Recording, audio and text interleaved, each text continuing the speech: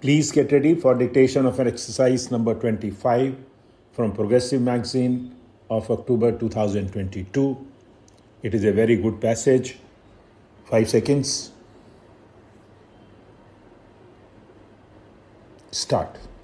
Sir, the entire constitutional fabric of our country has been eroded, is being eroded persistently, deliberately, and almost continuously.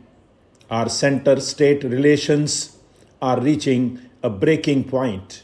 I would appeal to the Treasury benches, ponder over them, find out what is wrong. Look to the legitimate grievances of the various sections.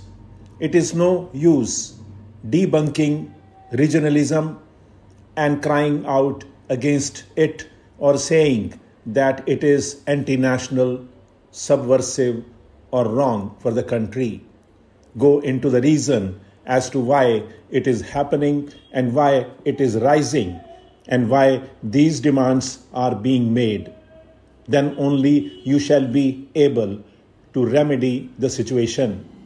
Merely cursing your fate or cursing the anti-national forces behind them, which are allegedly operating according to you, you shall not get anywhere.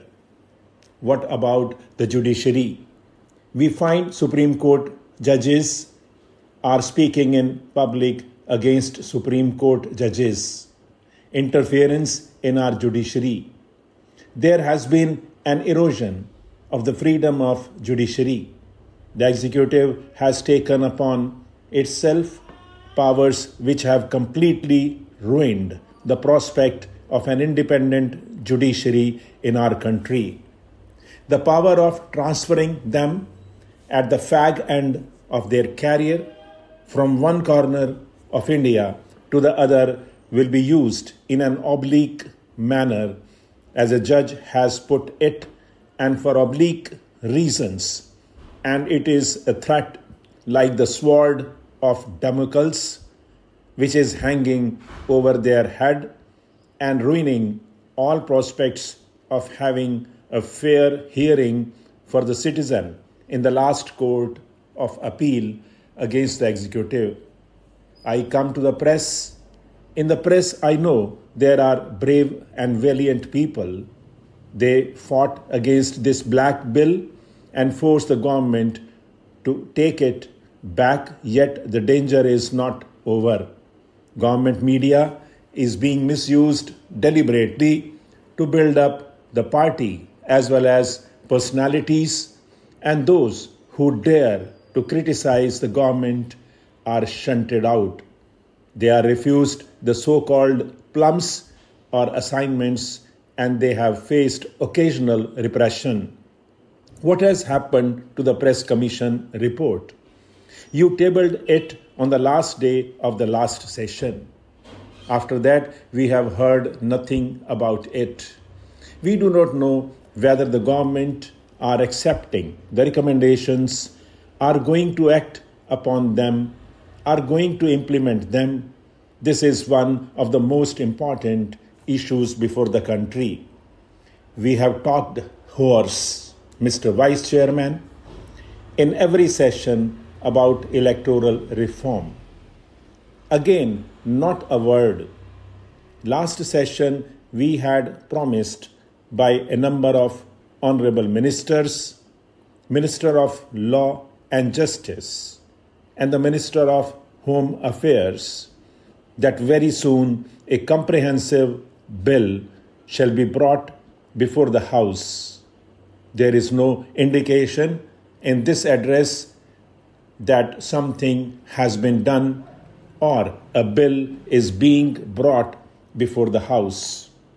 Why don't you consider electoral reforms as the most urgent piece of political business before the country today? Why don't you see that the entire system has been distorted and it needs to be corrected? Coming to the administration, it is on the point of breakdown. It has shown its inefficiency in many ways, but the primary reason for the inefficiency is the constant reshuffle.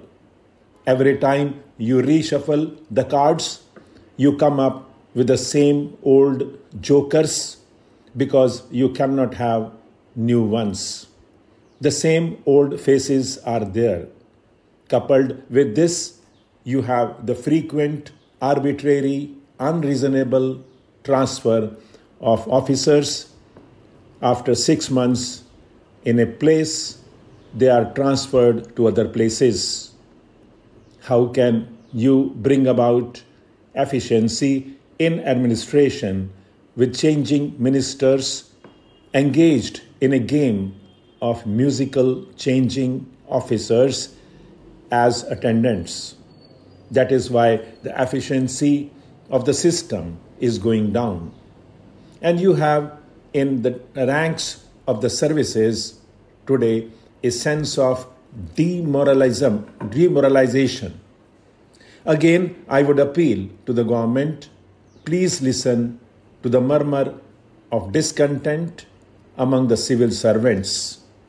You cannot run the country without the devotion, the dedication, the loyalty, the sincerity, and the patriotism of the civil servants. Can you? And you have neglected them. You have interfered with them politically.